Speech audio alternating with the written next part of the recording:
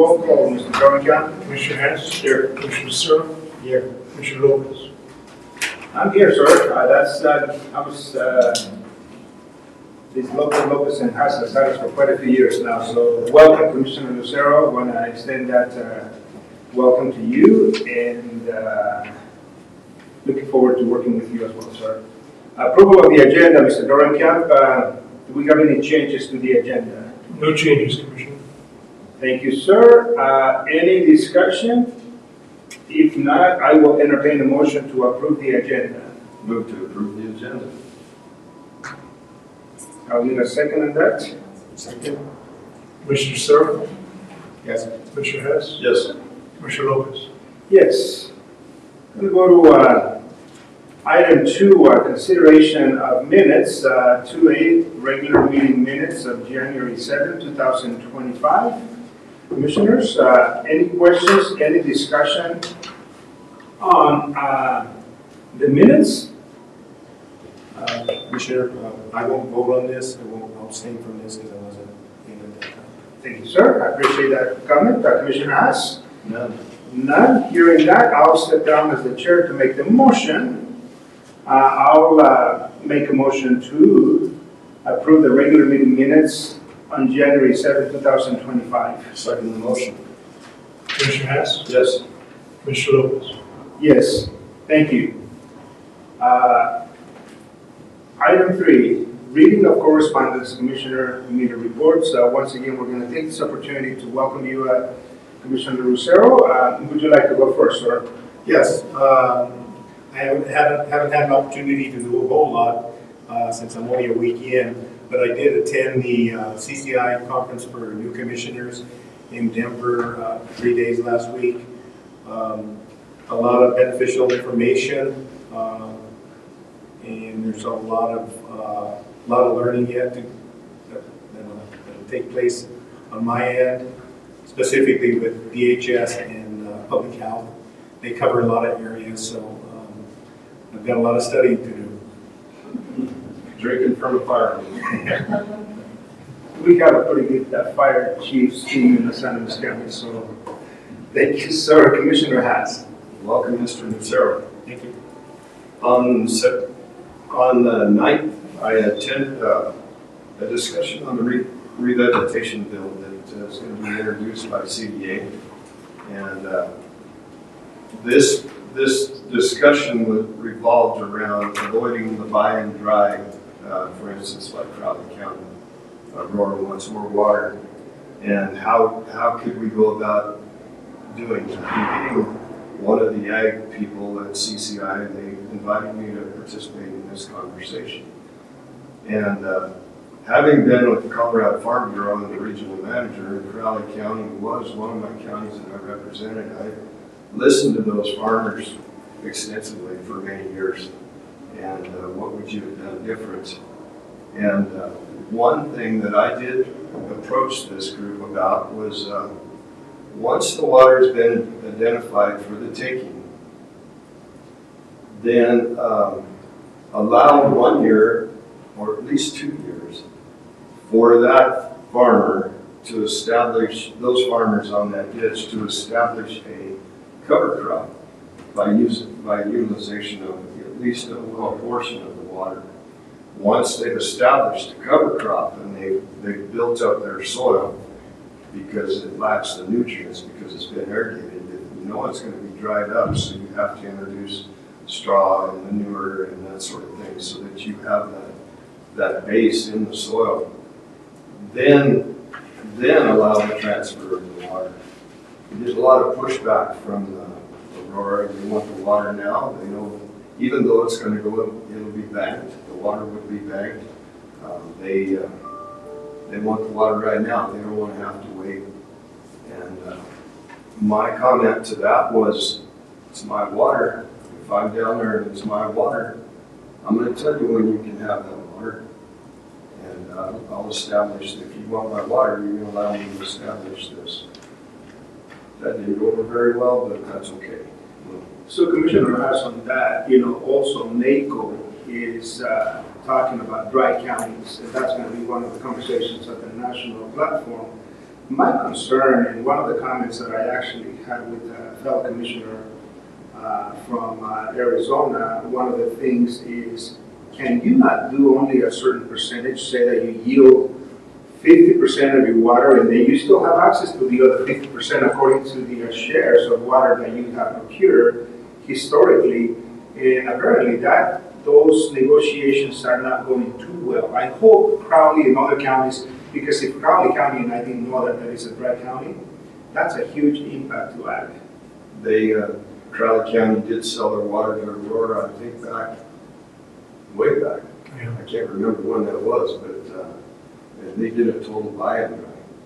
And that area is struggling, to say the least. One concern I had was would that be encroaching on the county's 1041 powers? If we were to write this up in legislation, would that encroach on what we would be able to say no? If it's written into the bill. Well, that is a research that we're going to have to do, and once again, if you have some of the private landowners, which is where the argument usually the conversation leads to, a private landowner that wants to buy their land in exchange for monetary compensation, I think they have the ability, but when, so nonetheless, I'm looking forward to having going to the round table, and I believe Commissioner McFall from Fremont County might be on that, and I hope they're going to be addressing that very issue, because this is happening more so in the western part of the United States. Our states are really suffering more so with the Colorado River, the impact of the water. So from here all the way to, you have Arizona, you have Utah, New Mexico in some instances, and all the way into California. So I think that it's worth the research, maybe bringing it to CCI so they can do some research and see if that could be, or is perhaps, part of the 1041. So that's a good question. Being on that CCI board, maybe this would be a good opportunity to maybe visit that at one of our conferences. Senator McCormick and Senator Simpson are both sponsoring this bill, and both of them are real easy to visit with, and they would take our suggestions to heart. So maybe that would be an opportunity to visit that. On the 15th, I attended the CDA Commission meeting. Kate had just got back from the SMART Act hearing, and they're at the Capitol, and the Ag Committee drilled them pretty hard on their fundings and their findings of so many new hires. In fact, I got another report here that's going to say they had 4 new hires last week, and so they had to answer some really tough questions. One of the hires was Maggie Baldwin. She'll be on the animal health board running that. One of the reports we got was the avian influenza's in its 3rd year now, but the good news is that every dairy in Colorado has been released from quarantine. So that's 64 dairies.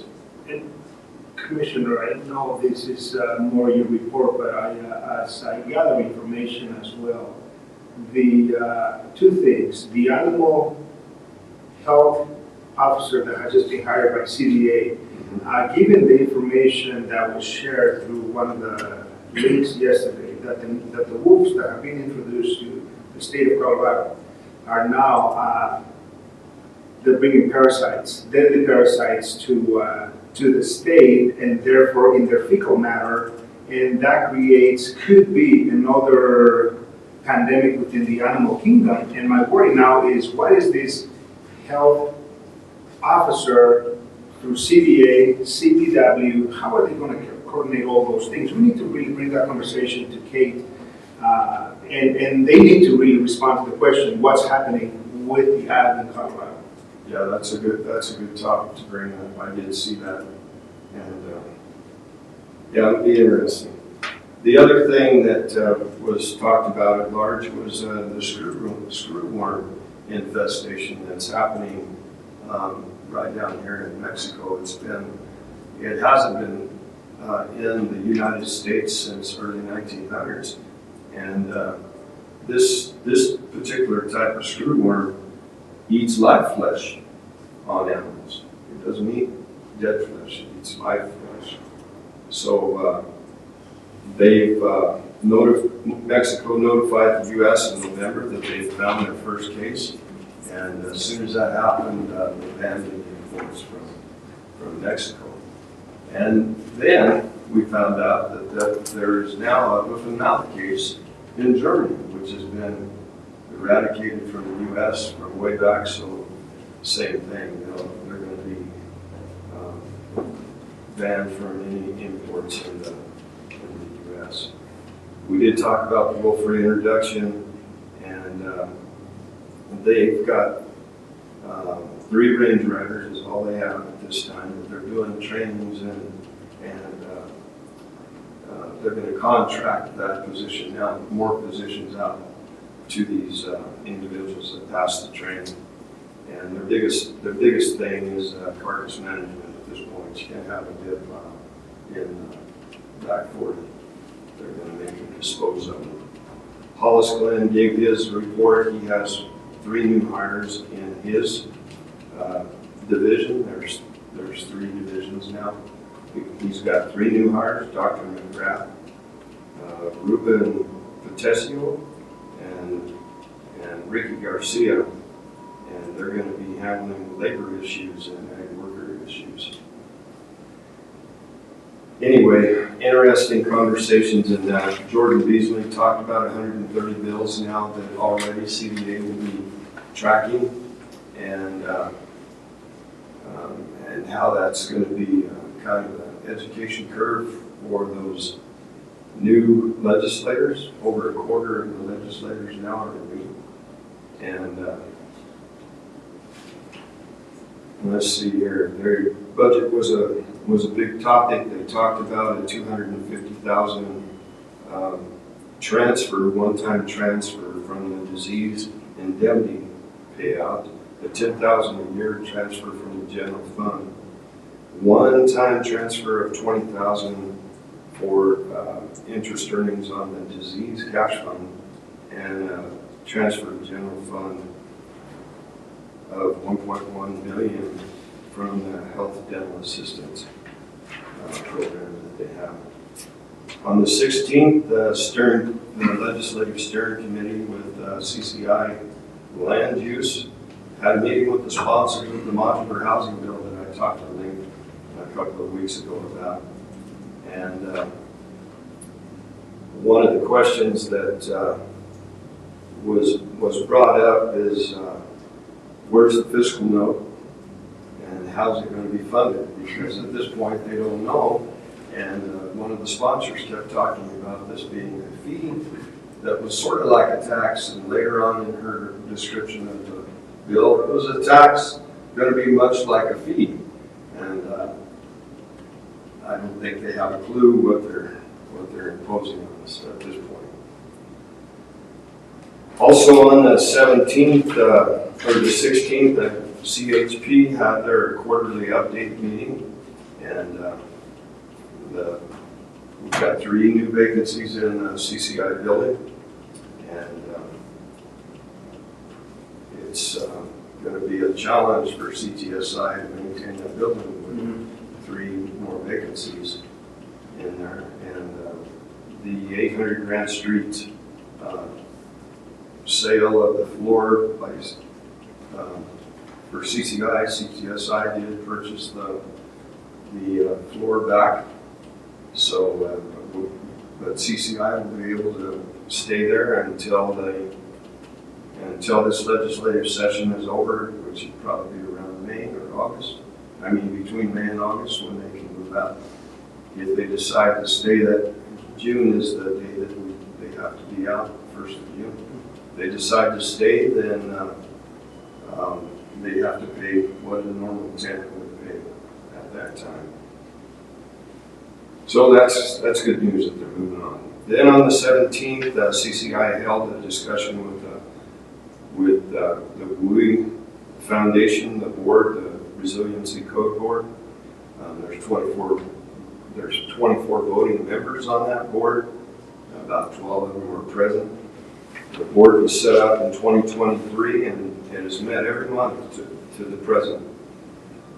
Final draft will be posted on March 31st. Comment period will end July 31st, and the local jurisdictions have until January 7th of 2026 to come into compliance. And still a lot of questions hanging around that and affordability, and they're trying to come up with ways to fund that. And for your benefit, Mr. Richards, asked for the slideshow because it's going to have a lot to do with building codes and fire codes. And they said they would send it. We'll see. February 7th, they're going to be having a conversation with fire professionals. And if I receive that link, I'll shoot it to you so you can be aware of that. Yes, sir. And that's my report, sir. Thank you, sir. Thank you, commissioners. Not being redundant, I have a summary. This legislature 2025 legislative session is fairly underway for 2 weeks. We have 140 bills that have been introduced. 84 have come from the House, 56 from the Senate, and all these bills are going to be impacted. But as Commissioner Tony has alluded to, there were some of the conversations that we had last week on the CCI. The landlord-tenant laws are on high heat with basically the bill sponsors because they're alleging collusion among landlords and price setting and so on and so forth. So House Bill 25-1004 will prohibit coordination of price setting of rents.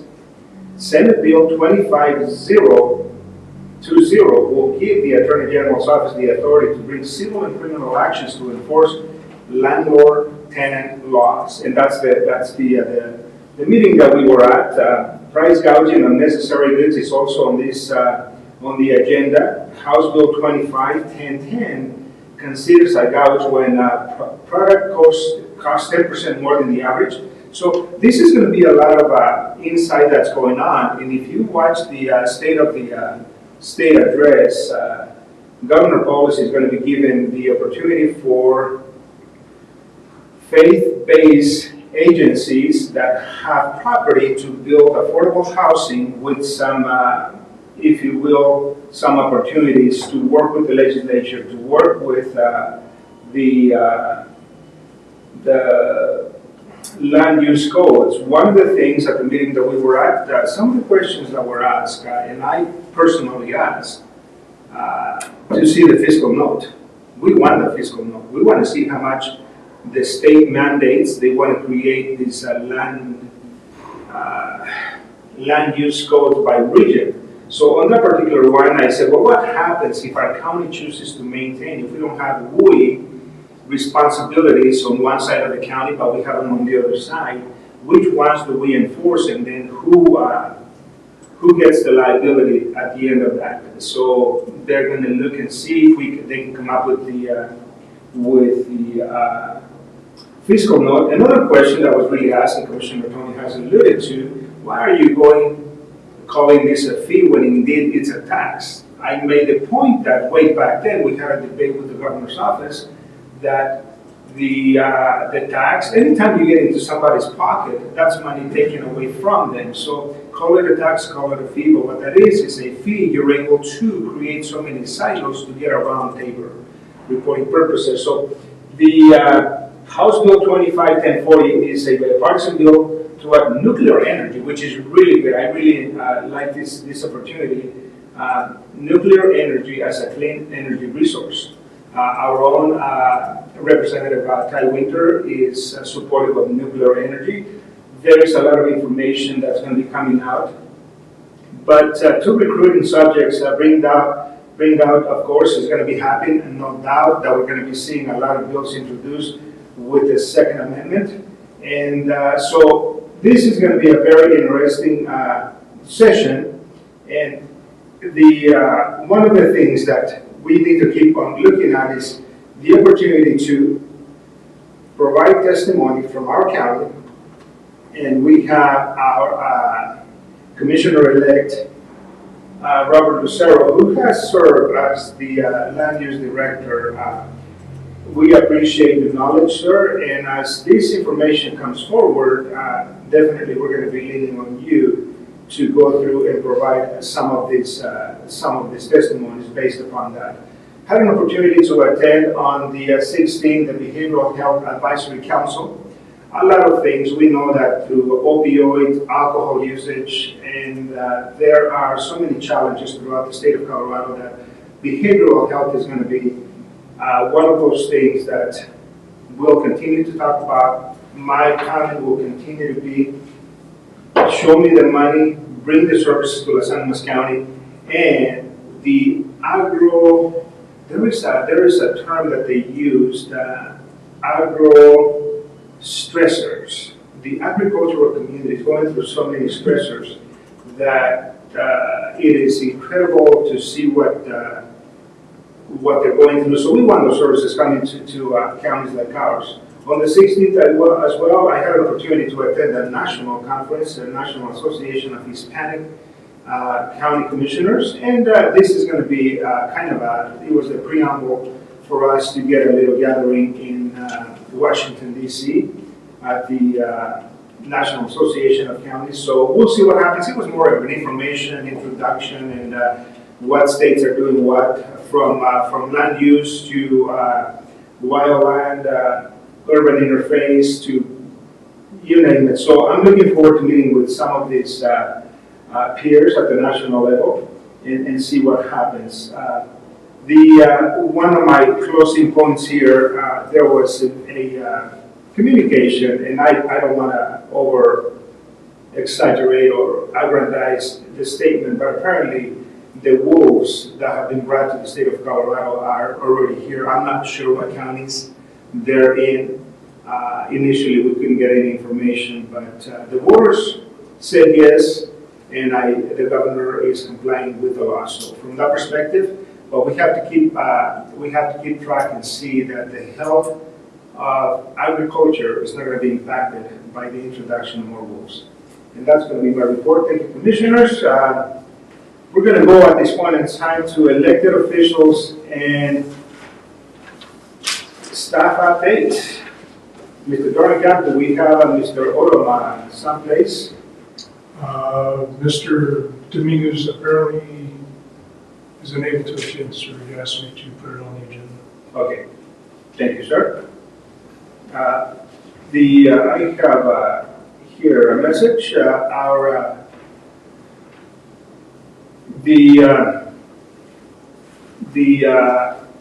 Anybody from the assessor's office?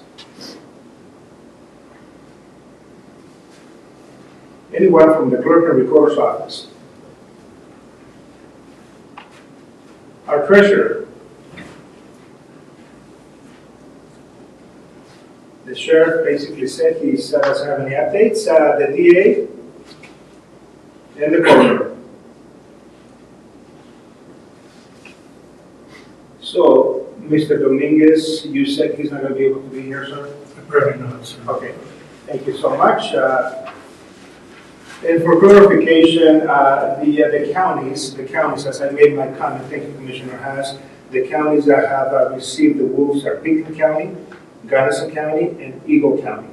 Those are the counties that, of course, the wolves will travel throughout the rest of the state. Presentations this morning. We have presentations from SCED.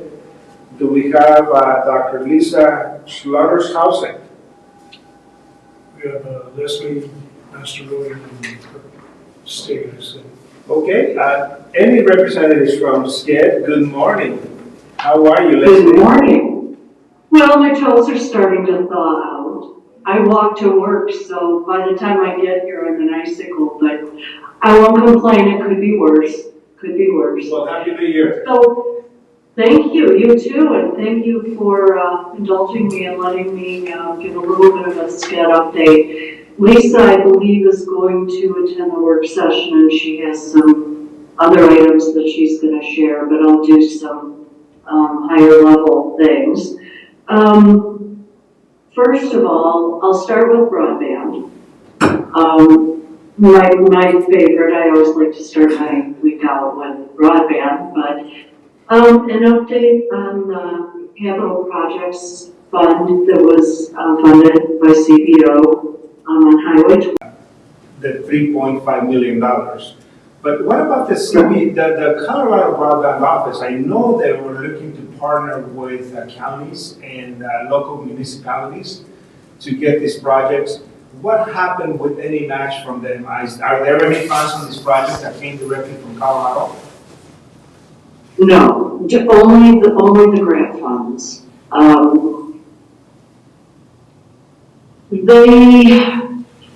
CBO did provide, and I won't say they had an allowance where we could get a match waiver if necessary. And so that was their contribution toward match. We were fortunate that we didn't have to ask for a match waiver. That CCOM was able to make up that match difference. If I remember correctly, with CBO, we asked for a match waiver. It was a little bit of a thing when it came to total scoring. So the CBO was really pushing to have a true public-private partnership. And so I believe that's why we scored so highly, was because we did have those private dollars from CCOM that were considered as match. Plus, it was a good project. So then and we want a follow-up question on that, since Los Animas County is still part of the county's rural / frontier portion. Does the underserved segment provide any, if you will, additional points, and what other parts of the county are eligible for additional grants? Oh, you would ask me that. I know a lot off the top of my head, but that is not one of them. I do know that with CPF, the only addresses of those 385 addresses along Highway 12, those were all unserved or underserved. So if someone did have adequate, according to the definition, if they had internet service, we couldn't serve them through the CPF funds. I'm trying to now visualize the map. I think there are sections, like I believe Trinidad is served very well. So that isn't a focus area of ours. I know CCOM is doing a lot of work on their own without the benefit of grant funding, and I want to say that's in Aguilar and in the communities, which for an ISP, those are that's low-hanging fruit for them because they're going to get the subscribers to make up that capital investment on the part of the ISP. What's problematic for ISPs and for counties, for everyone, are those more rural areas that it's just not cost effective for an ISP to provide fiber to those addresses. And it's even more complicated when you look at the terrain. For example, in, let me pick a county, Otero County, it's relatively flat. It's easier to run fiber along existing poles. It's much easier than it is when you get into the more mountainous terrain where you have your valleys getting line of sight. So the costs are a little bit more when we look look at the more difficult terrains. Which leads me to BEAD. BEAD is part of the IIJA push to get broadband funds out to those high-cost areas. And we submitted, oh my goodness, we submitted 6 applications through BEAD. And I sent you an email that you should have received maybe Friday. You probably got 2 because I screwed the first one up. Surprise. But with BEAD, the focus with BEAD wasn't so much serving those underserved, unserved. It was more, how do we get it out to those high-cost areas? How do we reach those more rural spots? And that was the emphasis on BEAD, to try and pick up those others. So would they be entertaining towers in those areas, CCOM towers, possibly? If it's too costly to put your cable in, then possibly towers would be the next route, correct? Yes, and BEAD had, it's always interesting to see how things shift, priorities shift. With BEAD, the emphasis was on fiber, because fiber is the preferred method of transmission. However, there will be another round of BEAD, we're calling it BEAD 2.0, I don't know if that's what we call it, where we can use some alternative technologies such as wireless, honing in on those cell towers. And so we're looking, as a matter of fact, I have a meeting with CCOM this afternoon, and we're going to see, okay, now how do we get even further by using some alternative technologies? And I believe the low orbit satellite will be included in those. So we'll be able to hopefully expand our reach even further. That'd be good, because about half of the constituents live out there in the Kim and Branson area, and little or no service. Yeah. I know a dream of CCOM's is to create, I'm going to get my geography messed up, but I know they want to create transmission methods somehow through the Kim and Branson areas. We talk about this ad nauseum. And there will be some additional funds through the Colorado Broadband Office, and there'll be state dollars. And those will address middle mile and will allow us to, in a more cost-effective manner, run those transmission lines through those very rural areas. And Branson and Kim are on our radar, most definitely. Good. So Leslie, without I know this is probably what your team is going to do in partnership with CCOM.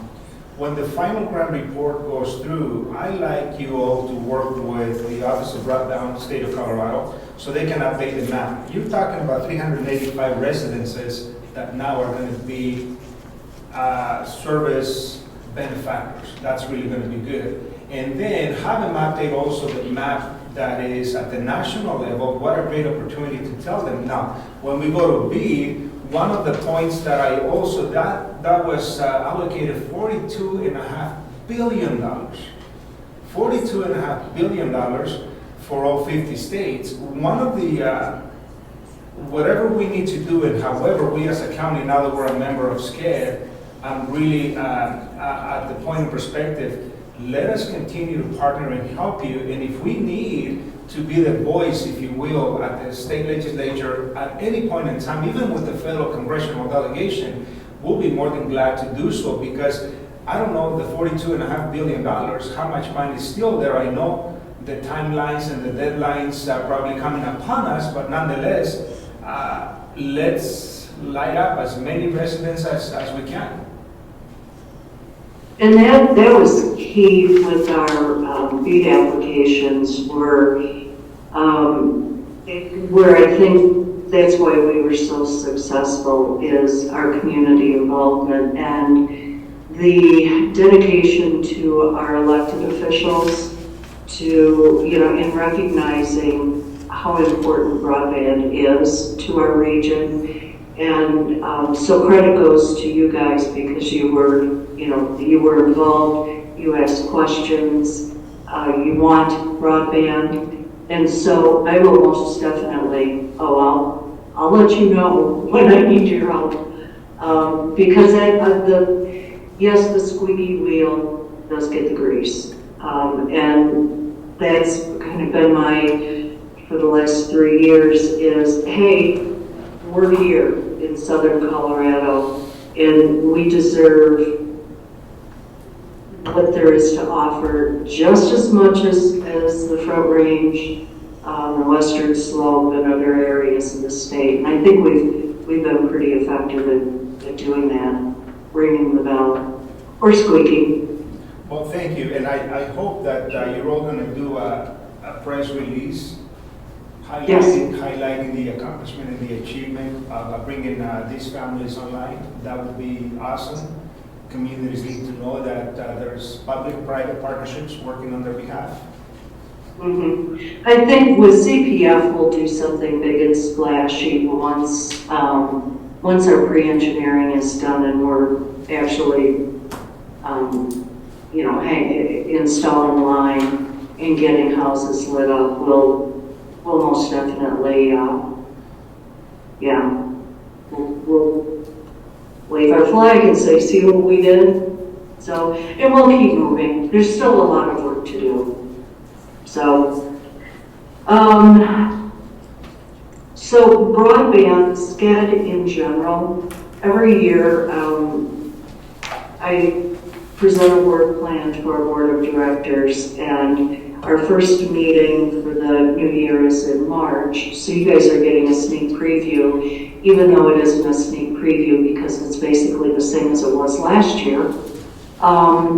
We have 4 focus areas for SCAD. One is broadband, which I covered as far as Los Angeles County. We also have a focus on small business development, and right now, under that initiative, we've introduced a pilot program called Scale Up, and that is a program that works with existing small businesses who have been in business, have gone through the startup process, but are looking to grow or solidify their sustainability. And so, typically in business for a year-ish to 5, and we're working with those small businesses to really dive in there and identify some problems that they've encountered since they started up. It's like, oh, now I know what it's all about. And so we're working with them on that. We received some seed money from Rural Development, and so we are just now kicking that program off. And of course, any small businesses in Los Angeles County are more than welcome to reach out and see if they're eligible to participate in that program. We have, for the last year, we've been holding business resource fairs, which is an opportunity for anyone who is interested in starting a business, currently has a business, or are just curious. They can attend and get some information on resources that are available. We have subject matter experts that have tables or little presentation areas ranging from HR, legal, marketing, accounting. We have lenders, SBA 504 lenders that are there. And we do have one planned this year for it to take place in Trinidad. Can't tell you when it is though, as we're just now firming up our schedules, but we'll let you know when we have that scheduled. I'm looking forward to that one.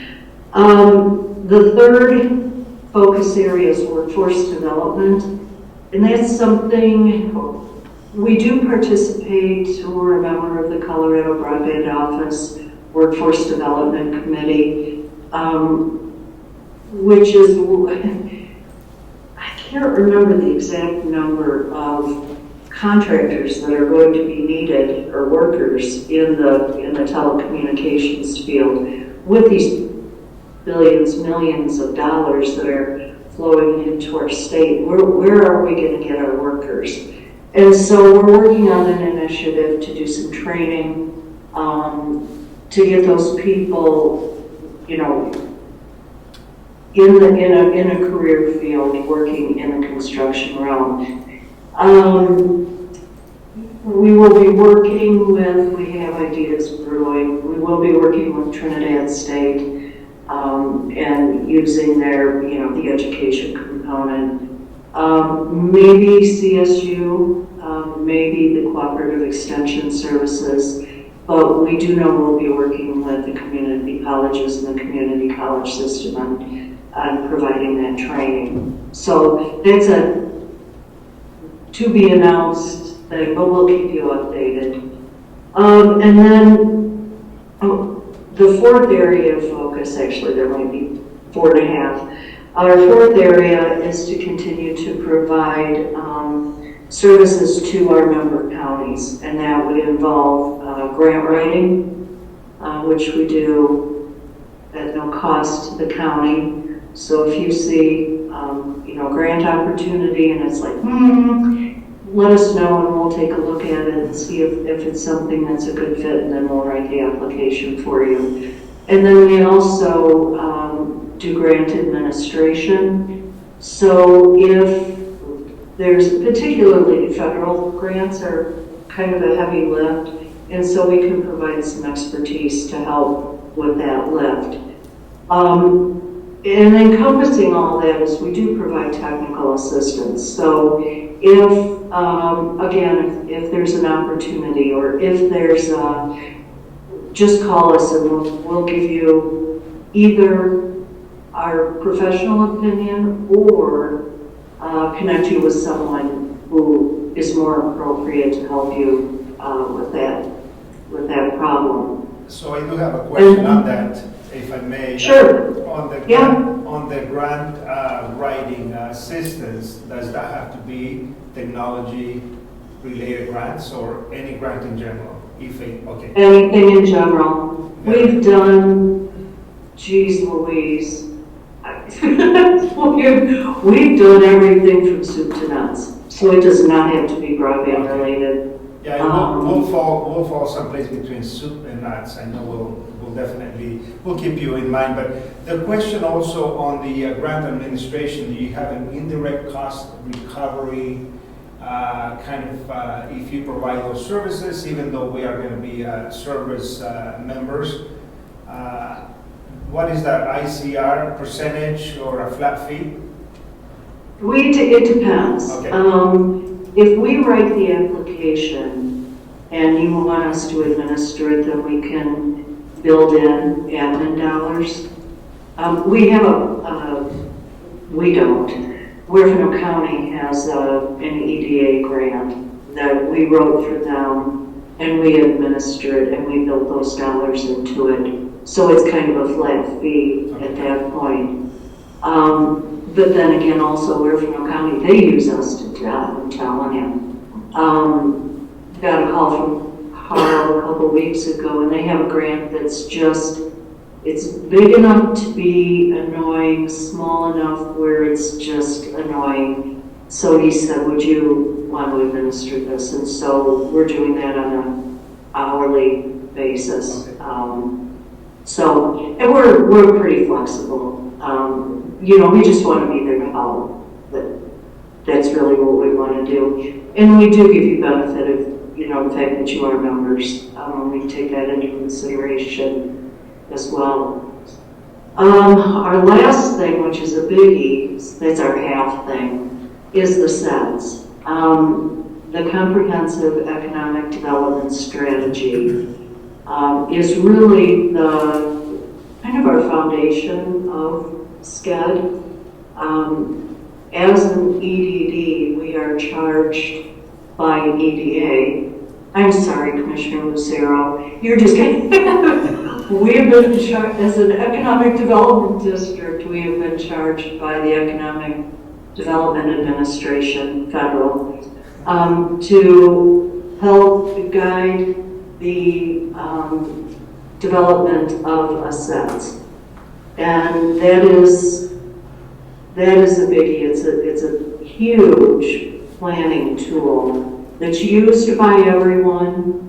Everyone can access the existing sets. It's on our website, or if you ask, I can send you all 400 and some pages.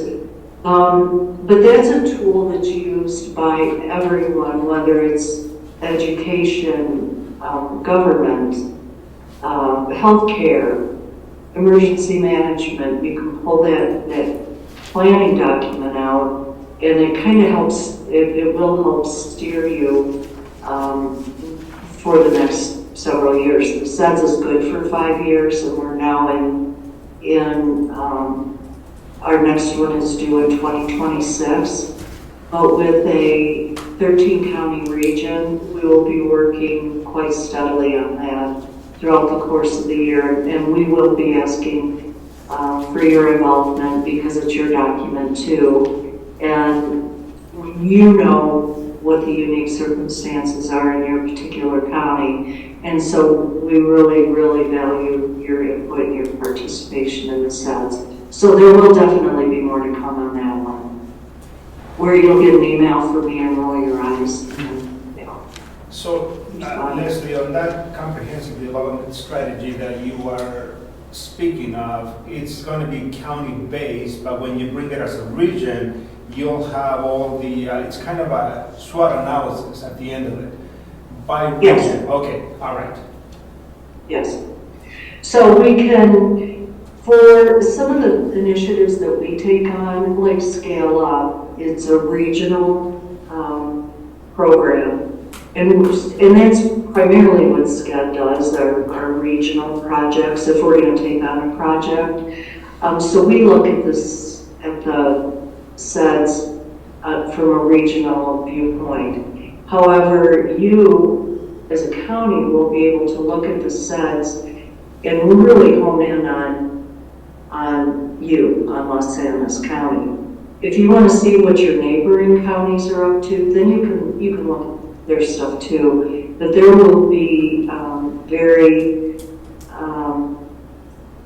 well-defined action plans for Los Animas County. There will be data there that applies to Los Animas County.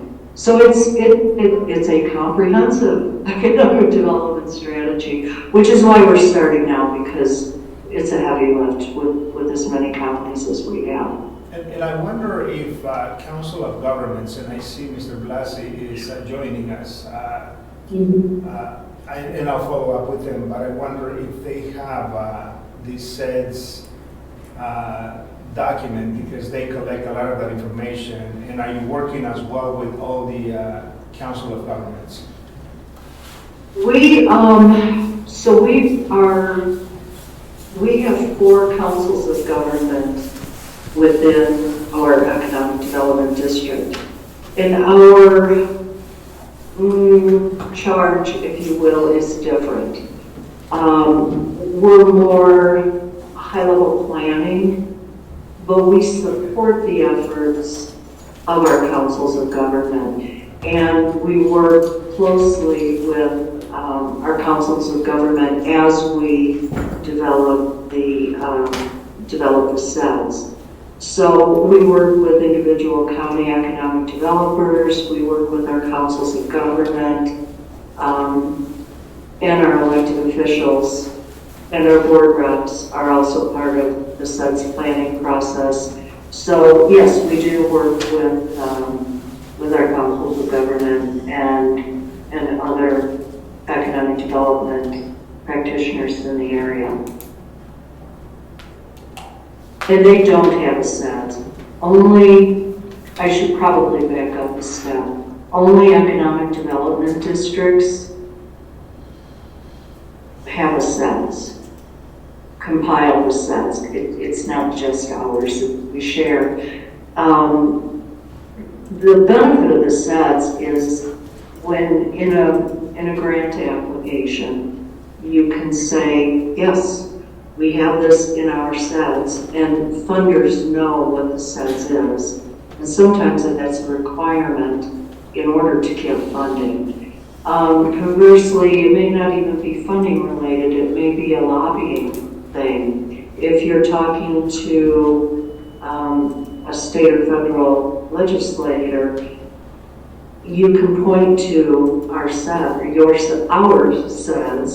and say, it says here, we did a comprehensive economic development strategy, and it says in here that this is what we need. This reinforces what I'm telling you or what I'm asking you for. So it can be a very powerful tool. And I hope others recognize that. And that's a living document, because that is, you're telling the concise story of what we're doing currently or what we have done in the last 12 months. And then in 12 months, that plan is obsolete. Yes. Okay. And we do, as part of the SEDS, we create an action plan, if you will. This is where we want to be. This is what we need. These are our needs. And of course, it's kind of like the census. You know, you have your hard data. It's good for about 2 years. And then it starts to get old.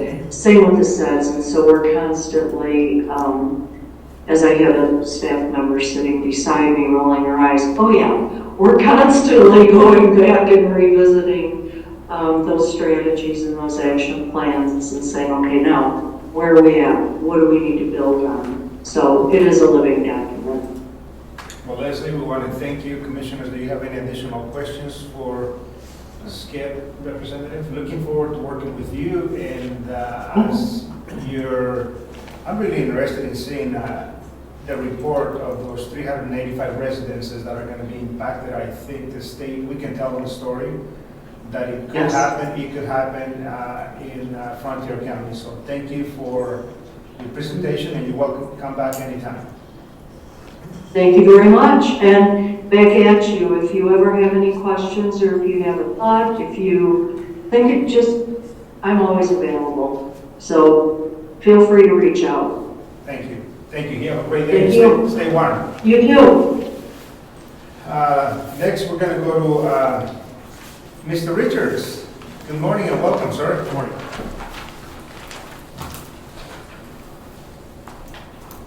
Good morning, Mr. Chairman. Good morning, Commissioners. Good morning, board members. Commissioner Serra, congratulations and welcome.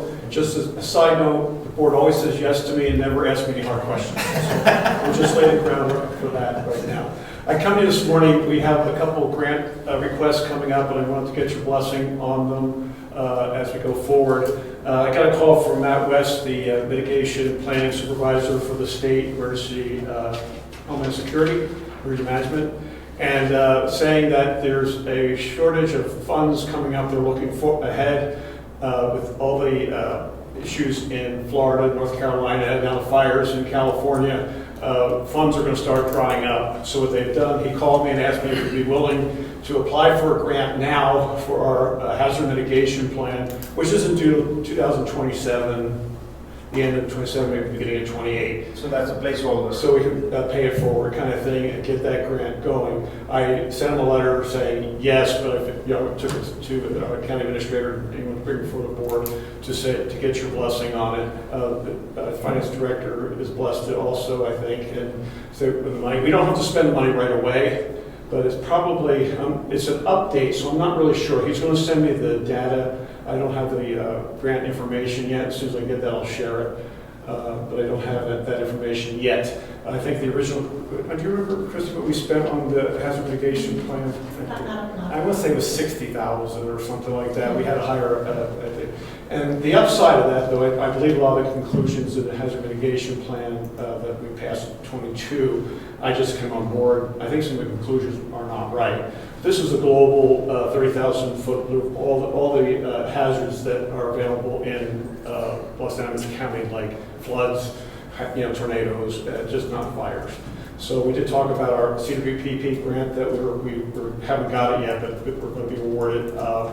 that we would integrate that into the hazard mitigation plan. He thought that was a great idea. So with that being said, that was one of the grant requests I was going to put before you this morning and make sure that it was okay to proceed with that.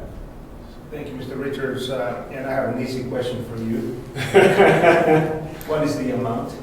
I don't know yet because I have to get the paperwork from the state. It's just an update, so I'm not sure what it would be. I'm guessing $50,000 to put a number, to pull a number out of the air to update that, because something has to be rebuilt. 'Cause I don't think the conclusions were correct. And is there a match required?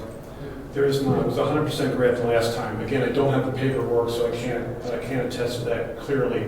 That seems to be the indication it's going to be 100% grant. And is that a one-time that you understand? It has to be done. This is a requirement by the state from feds, and so they're required to do it, and they're requiring us to do it. If we don't do it now, then we may have to do it out of our own pocket.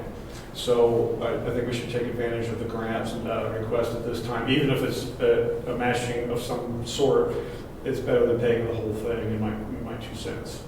Well, you know, it never hurts to apply for free money. Yes. And all hazards, I'd be interested in seeing what the dictionary of terms that they might have from the federal to the state back to us, hazard. Well, we have the 2022 hazard mitigation plan, which is Okay. complete. I sent a copy of that to So you. that's If you need it based upon- again, let me know. I'll send it again. Very good. And this way you can update yourself on what it's all about. Very good. It's pretty much it's a few hundred pages. I mean, it's a big document, but it addresses everything. Like I said, some of the conclusions, I think, like our fire exposure, I don't think is correct in percentages and things like that. So it's a chance to bring this document up to date, and it'll help us with our CWPP grant, which is 100% grant. Sure. Well, I want to, first of all, thank you and keep an eye on any and all opportunities that our county might be interested in. As you heard now, SCED is also providing some support in the event that we need to do some research. I was very interested on the last portion of it, the comprehensive development strategy that she spoke about. Yes. That tells us that could even be in particular to hazard mitigation within the county. Yes, sir. Yep. Yes, So, sir. And it ties together. yeah, it does. So, yes, ma'am. May I ask, just say, go ahead, Phil. Go ahead. I would just say, so we actually, I think we hired like JDO consultants. Do you say go with the same company since they created the original and they're just going to update it? Or for policy, do we have to actually bid it out? Do you know that? That's a good question. I don't know the answer until I get the documents from the state. I would imagine if it's an update, we could probably use the same consultant. But if we want to make some major changes, maybe not, so.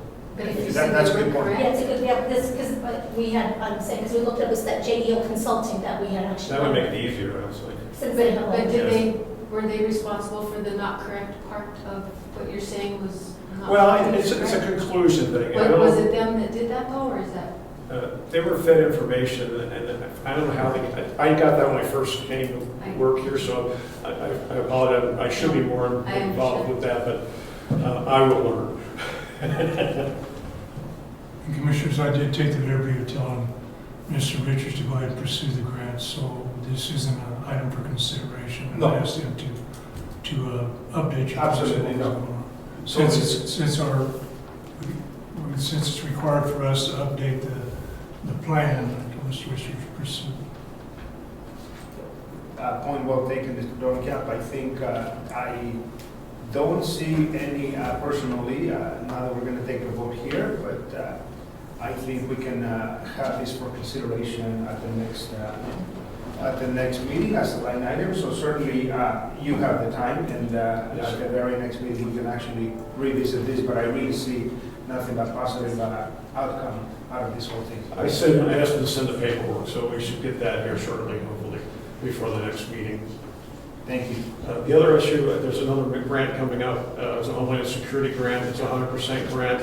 And it has to do mostly with, originally it was voting. Again, I don't have the documentation yet. I'm trying to get ahead of these things. And what it is, a 100% grant, something either related to voting or some kind of security or equipment that we can share with other counties in an emergency. So one of the counties didn't qualify for this grant. It's about $270,000 as far as I know. Again, don't have the paperwork yet. I'm trying to get ahead of these things.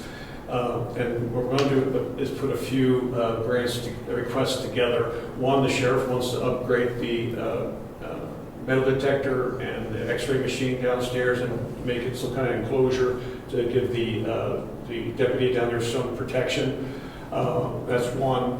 Then we're going to look at a couple others, and we're trying to get 3 or 4 together to see what sticks.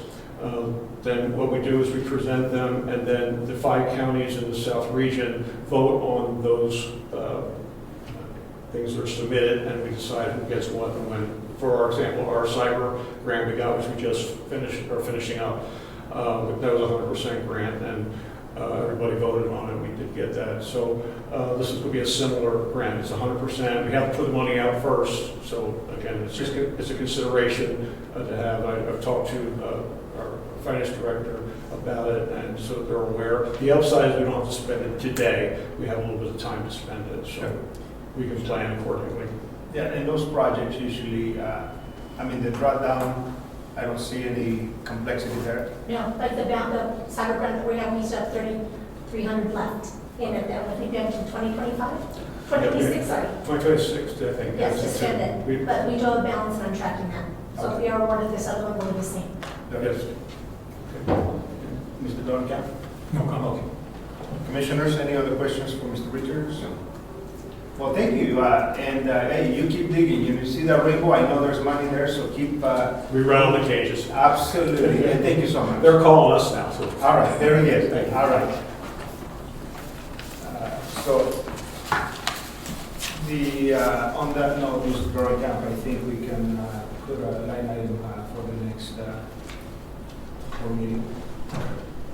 Going to go to section 6, public comment. We have one, the town of Aguilar has signed up for public comment. Do we have anyone from the town of Aguilar?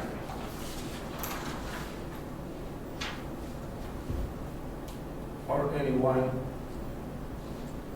any other individual that wishes to address the Board of County Commissioners at this time? Please, that you're online, raise your hand, unmute yourself. You will have 3 minutes to address the board. Hearing none, we're going to go down to section, we don't have anything on section 7, public hearing, section 8, unfinished business none. We're going to go to section 9, new business. 9A, election of a chairman of the Board of County Commissioners for fiscal year or calendar year for both 2025. You entertaining the motion? I am entertaining a motion. I was going to actually step down and make a motion as well, Commissioner, but go ahead. I like what you've done. You've done a fantastic job leading this Board of County Commissioners the last few years, and I'd really like for you to retain that position. And I would make that motion. Second. So the training went through. Commissioner Lucero? Yes. Commissioner Hess? Yes. Well, thank you, Commissioners.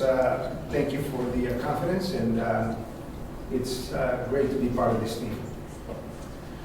9B, election of a chairman pro tem of the Board of County Commissioners. I will make the motion that Mr. Commissioner Tony has be elected chairman pro tem for the Board of County Commissioners. And at this time, I will step down as the chairman of the board, and I will second that motion. Thank you, guys. Commissioner Lopez? Sir, yes? Commissioner Lucero? Yes.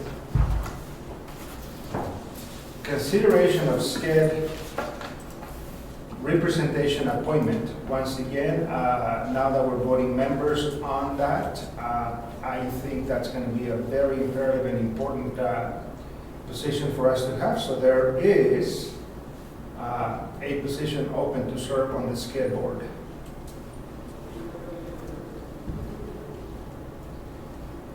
Well, what do you think? Bobby, would you like this? Mr. Lucero, would you like this?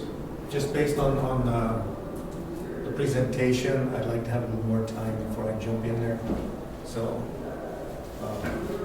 I'd probably pass on it at this time. And you, Mr. Lopez? I would be willing to take that, sir. I would make that motion. Commissioner Lopez to fill that appointment for SCID. I will second that. Commissioner Lucero, Yes. Commissioner Hess, Yes. Thank you, Commissioners. I think we have a great opportunity of researching grants on this particular one. Consideration of Otero Partners Incorporated, once again, representing the board on that appointment. And that is kind of every now and again, it is, I believe, Mr. Lucero, that would be one board that you may be interested Yeah, in. I've worked with them before. Okay. I would move that we put Commissioner Lucero to represent Los Animas County on the OPI board. And I would second that motion. Commissioner Lopez, Yes. Commissioner Hess, Yes. Consideration of a Trinidad Urban Renewal Authority representative on the board. I'm going to make a comment, and since Mr. Lucero, that has to do with a lot of the land use, I think you would be a good representative from Los Animas County to that board, sir. I'll be fine with that. Very good. Then I'll step down and I'll make that motion to nominate Mr. Lucero for the Tura board. Second that motion. Commissioner Hess, Yes. Commissioner Felix Lopez. Yes, thank you. Commissioners, if I may, Commissioner Lucero, I believe I included an application form in the packet, so you need to fill that one out. I think I may have a digital copy to you if you prefer that. For the Tura, Yes, it's a citizen application. Very good. Thank you. Thank you. 9F, consideration of 2025 routine waste disposal bid. Mr. Durankamp. Commissioners, Administrative Assistant Paula Nacero for a second time advertised bids for waste disposal for Los Animas County, and I called the one vendor that I knew about prior to the opening. They told us that they would get us the bid submission prior to the deadline. That did not happen. But as far as we can determine, they are the only waste disposal company serving the Trinidad area. So that being said, I don't know if the board, and this would be a question for council, if the board could go ahead and approve their bid based upon sole source, although they didn't. They emailed their submittal, which our bid doc required a hand delivery, and they didn't, and the deadline was 10 o'clock, I think, last Friday, and I believe we ended up getting the email, I don't know, 11, 12, 1 in the afternoon. I believe they sent it to the finance director, Cobley, so. Well, that's going to be the, perhaps, I'm not sure that we can ask for legal. Let's, at this time, let's do the following. Or we can rebid it. Well, let's do one thing, Mr. Durankamp, before we rescind the entire offer. Let's table this item. I make a recommendation to table the item and then bring it over, transfer that to executive session, as we will be adding on that to the rest of the executive items. And then, if the board agrees at that point in time, we'll come up and we'll make a recommendation and a decision whether we rebid, we award, or whatever the necessary step is. So at this time, two things. I'll entertain a motion to lay this item on the table and transfer over to executive session. So moved. Second? Commissioner Sir, Yes. Commissioner Hess, Yes. Mr. Lopez. Yes. Thank you. Consideration of unleaded fuel bid, Mr. Durankamp. Commissioners, solicited bids for the delivery of approximately 8,000 gallons of lead-netted fuel to our fuel farm at the fairgrounds with the following results.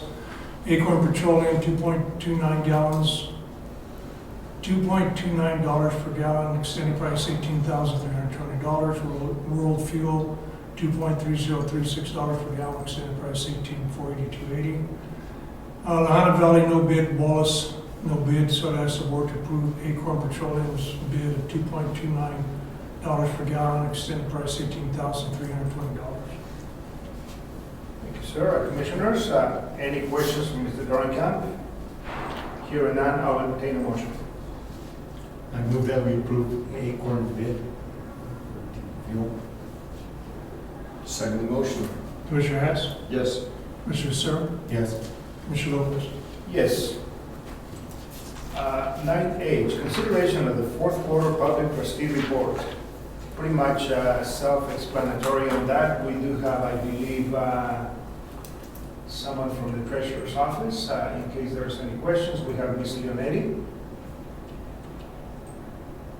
Yes, I am here. Ms. Leonetti, good morning. Any additional information that you would like to provide to the board? The only difference is they finally raised our fees as of July 1st, so you can see a little bit of increase in my fees, which is good for the county. Very good. And when you say they increase, who is the they, Ms. Leonetti?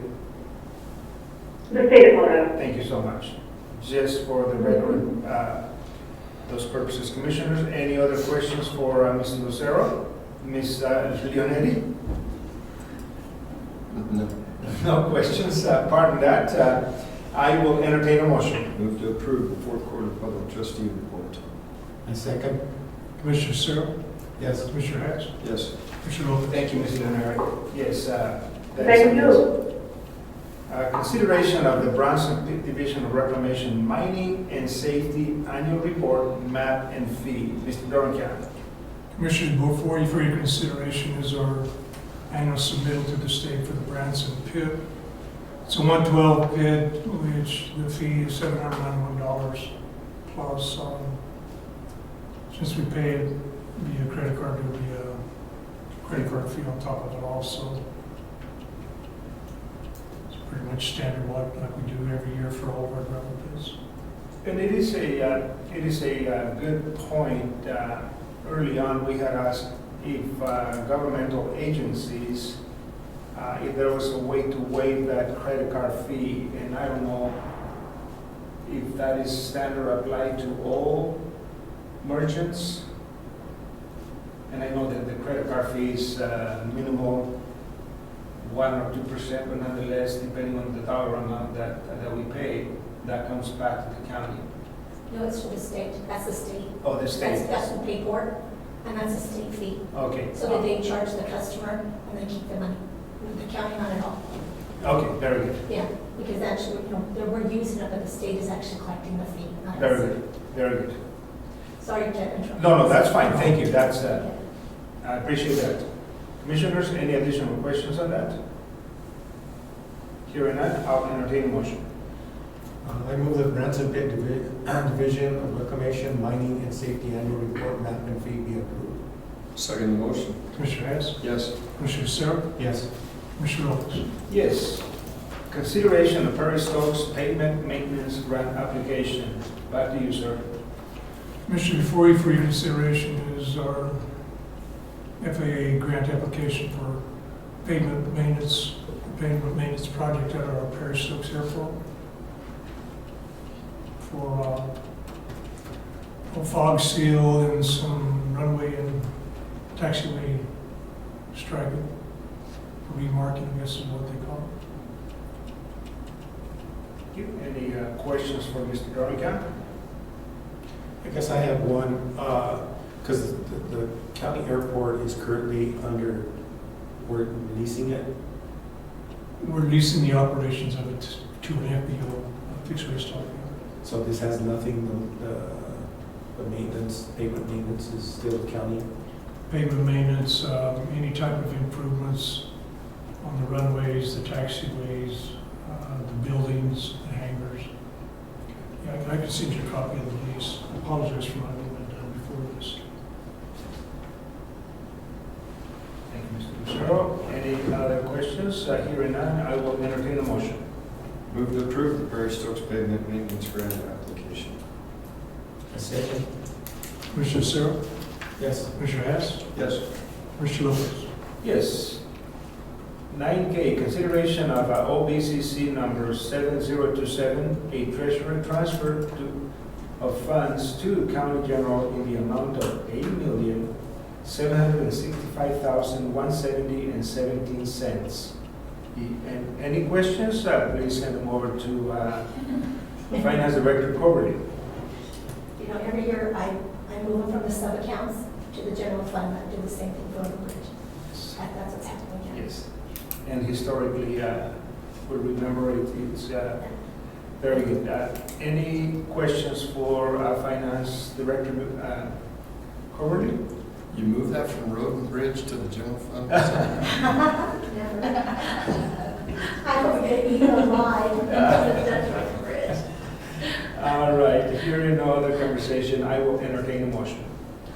I move that OBCC number 7027, treasurer transfer of funds to the county general in the amount of $8,765,170.17.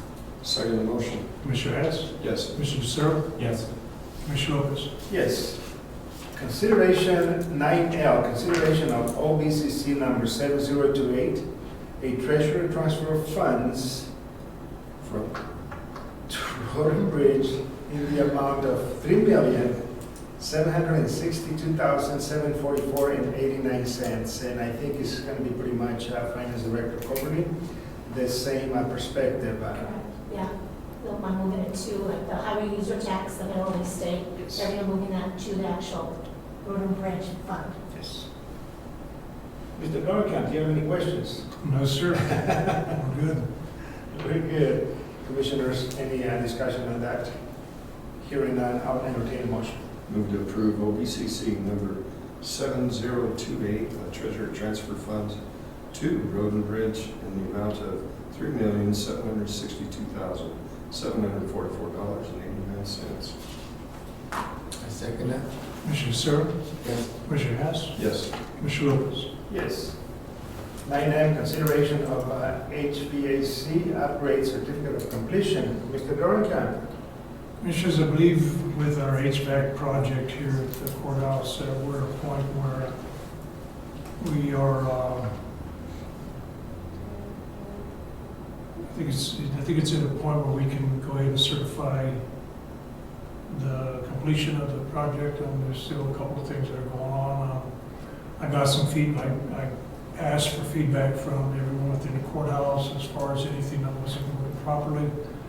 And I believe they got our corner of the courthouse where heat is now coming through the cabinets, through the cabinets. And I think the only other thing was there are some private restrooms, for lack of describing as any better, that are needing heaters. And I talked with Millie, I believe it was Friday, and they're still in the process of getting those bathrooms heated. They weren't part of the project itself. It was a change order, an add-on. And then in a maintenance room, there was a fan was making some noise, but Millie was aware of that also. Apparently their contractor, their HVAC contractor, was checking the heat coming out each one of the units, out each one of the cabinets. They had a probe on a thermometer and put the probe in too far and it hit the fan. So the new fan has been ordered, it's on its way. So otherwise than that, I have not heard anything from any of the other offices. I did remind Millie that come summertime, we will be testing the air conditioning portions of these units, and they said that our one-year guarantee will still be in place at that time. So if there's issues with that, they'll come back. Although they did test the AC, I believe it was in November, and at that time they said that there weren't any problems. But again, problems creep up as these facilities, as these units get up and running, because before we went on break for Thanksgiving, my heater in my office was working great, come back after Thanksgiving, and it started working, I think, a week or two ago finally, so. Okay. Long story, to just ask you to go ahead and do this. I think No, we're- just a couple of follow-up questions. When you go through the punch list, elevator properly working, that's part of this whole project or the HVAC alone? HVAC alone. The elevator is a different project that won't be taking place until they get the replacement parts in. They being the contractor, which they thought would be in spring. And frankly, that was a whole other fiasco because when we talked to them back this summer, we told them we wanted to start on going off on a tangent. We wanted to start on the elevator project just after the elections because clerk and recorder, Accessibility. election officers wanted to make sure that access by our disabled community was available for them to get to the election and polling places, but that didn't happen. So the parts have been ordered, and the last I heard from them, it looked like it was going to be in spring. So no, that's a complete separate project. Do we have, when you do the walkthrough to sign this off, I mean, with the courts as well? We went through the walkthrough, I think, last week or the week before, had courts involved, had each one of the offices involved as we went through each one of the offices. Okay.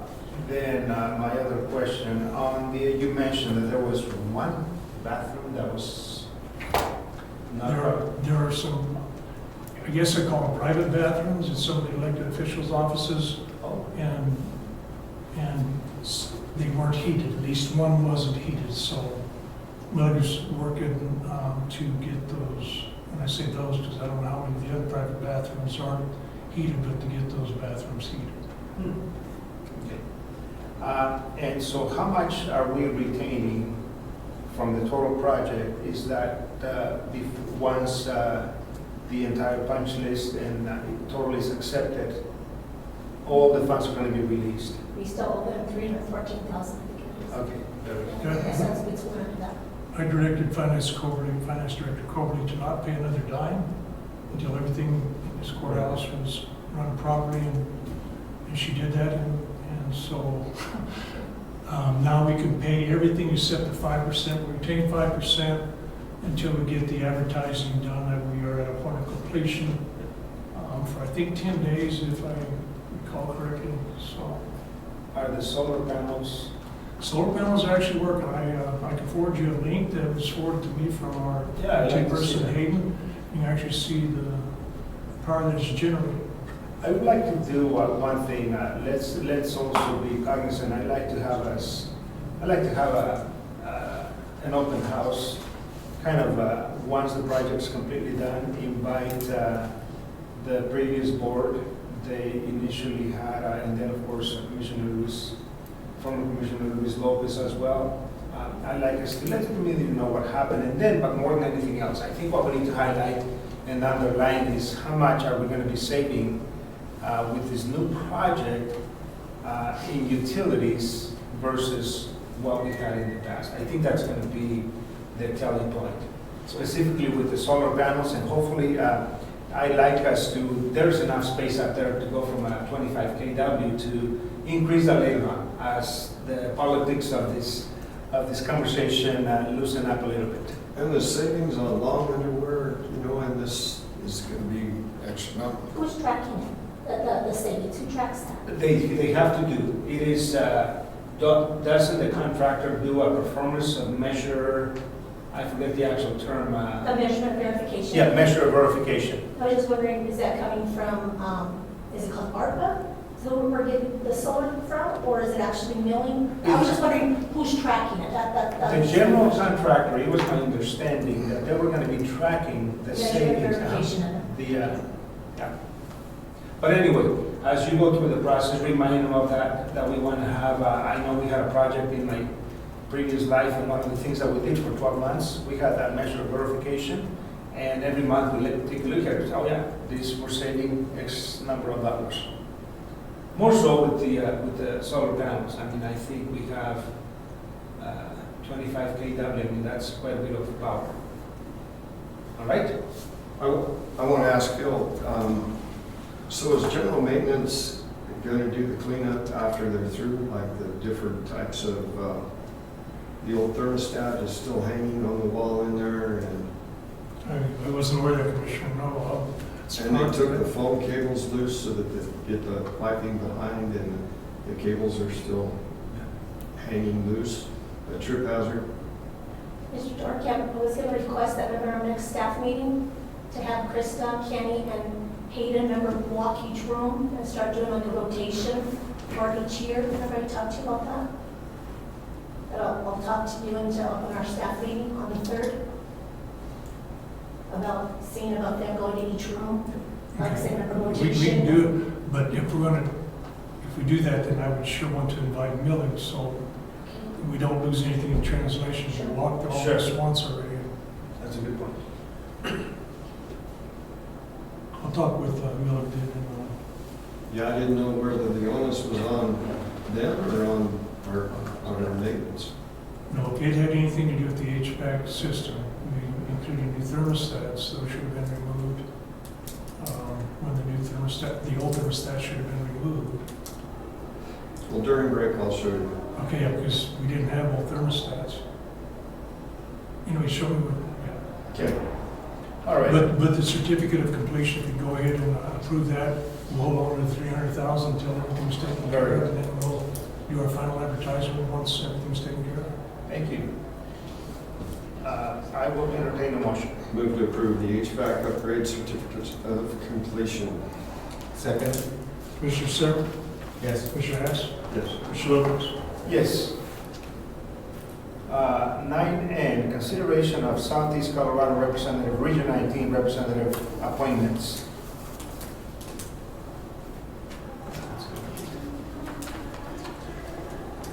I would, you've done a fine job there, and for somebody to jump in there at this stage of the game without the knowledge that you've acquired, and having been the chair, Mr. Lopez, and your knowledge of what's going on in Secor, I would make the motion to retain in that position. I will second. Commissioner Sever? Yes. Commissioner Hess? Yes.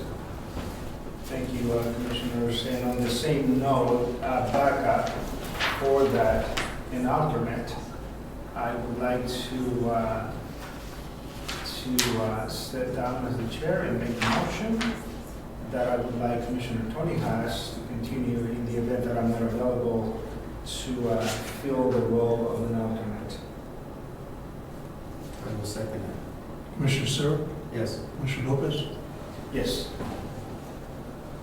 And thank you. I want to thank Council consideration on this resolution 25-010 per diem rates. This has been something that keeps coming back, and thank you for looking into this. And Finance Director Coverly and all of you that worked on this particular resolution.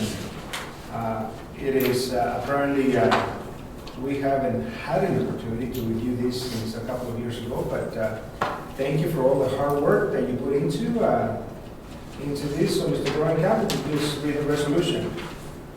Resolution of the Board of County Commission of Los Animas County, Colorado, establishing per diem travel and mileage rates for January 1, 2025 through September 30, 2025.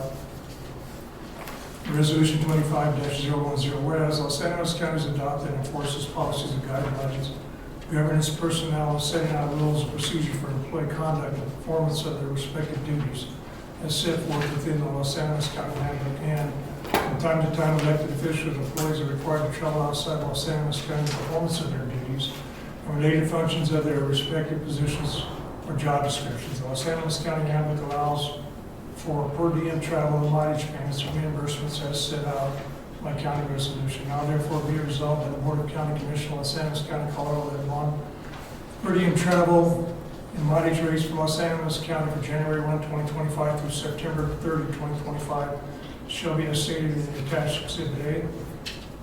2, all orders, resolutions, bylaws, or regulations of the county or parts thereof inconsistent with this resolution are hereby repealed to the extent only of such inconsistency. Excuse me.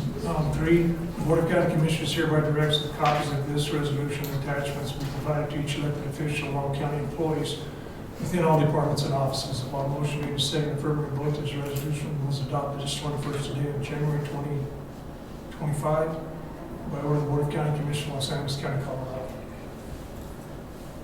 Any discussion on these, commissioners? Just the one typo. I just have one question. So I have, there's an office going for conference training next week, I believe, and I've given them their per diem rates from the old one. Do I need to adjust and give them an additional Yeah, check? because it's in the future, the resolution is approved today, so anything from here forward, Well, even though they from apply. January 1st, right? Yep. Okay, so I'll just let them know they have an, Sure. I'll check it first, I don't know. That would be great. And I want to say this publicly, Council, I read this when it came to me and I could not, my computer has been acting up, could not find the exhibit, so thank you for holding me by the hand and taking me to where the document was. I'm glad I attached the resolution the first time, I think it was good working. Thank you so much for all the work that you do there. Any other discussion on this one? I'll entertain a motion. So moved. Second motion. Commissioner Hess? Yes. Commissioner Searle? Yes. Commissioner Lopez? Yes. Financial matters, we're going to go to section 10, payroll and bills for the first half of January. Finance Director Corporate. Payroll as of January 15th is $251,759.90. Do you have any questions on payroll?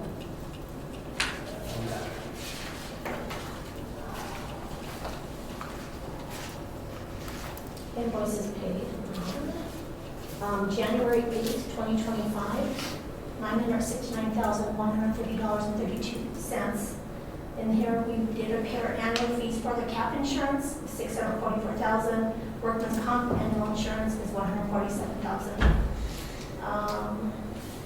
Then our sheriff's department has an annual fee for the law enforcement policy, $18,402.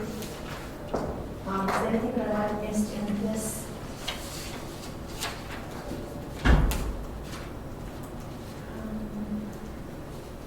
Okay, so we also did PCCI, sorry about that, for $14,520.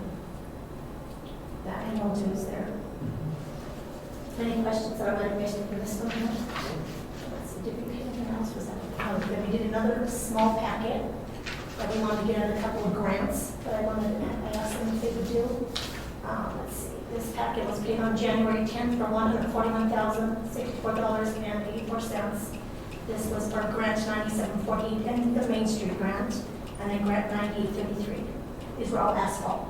I wanted them to do so I could upload them and receive the money before the 31st of January. And then that's all I have. Any questions for Finance Director Corporate? No. I will entertain a motion. Move to approve payrolls and bills for the first half of January. Second. Commissioner Searle? Yes. Commissioner Hess? Yes. Commissioner Lopez? Yes, and this is one of the most exciting portions for information only. It's almost poetry there for December 2024 financials. Back to you, ma'am. So this is as of December 31st. We have not started the audit. This will definitely change, just to tell you that. So right now we're showing a deficit in general fund of 1.5 million, a deficit in Road and Bridge of 1.6 million. We definitely know that Road and Bridge will have revenue coming in. A view where I just showed you, we're waiting for that to come through with some expenditures. Let's see, Airport has a deficit of 50,000. Contingent has a surplus of 79,000. Capital expenditure has a surplus of 159,000. Lottery has a surplus of 48,000. PILT has a deficit of 1.2. That's because we transferred the funds to Road and Bridge, and it also did transfer to general fund for the HVAC, the 900,000 that we received for PILT. And let's see, LAF has a surplus of 1,753. The jail actually transferred 100,000 to the jail improvement fund, and then as a surplus of 49,000. Okay, so I guess this will definitely change, but I thought you might want to see where we're at as of today, because then a lot of we have accounts receivable, accounts payable that will be coming through. Yeah, especially looking at the general fund, $1.5 million gives a little bit of a heartburn, but I know there's a lot of transactions yet to take place. And that was because we're using the ARPA funds that we received, what, a couple years ago? So that's where that's coming from. Yes. Yeah, so it wasn't additional revenue, it was revenue that we had already had. Very good. Okay? Very good. Well, that, you can give us that information anytime you want. We really appreciate that. Sure. That was the December before it changes. Yes. Thank you. We're going to go to section 11, executive session. The board will meet in executive session under CRS 24-6402 for A, the purchase, acquisition, lease, transfer, or sale of any other personal or real estate property interest. We have the park and the shop. And now, council, where do we put the consideration of waste disposal under what CRS statute? The second one. Yes, and so now under CRS 24-6402 for B, confirm with the county attorney for the purpose of receiving legal advice on specific legal questions, consideration of 2025 routine waste disposal bid, bond, urban renewal, phones, and electrical. So at this time, I will entertain a motion to suspend this Board of County Commissioners meeting to enter into executive session. So moved. Second motion. Commissioner Hess, Yes. Commissioner Lucero, Yes. Commissioner Lopez. Yes, with a small recess, 5-10 minutes.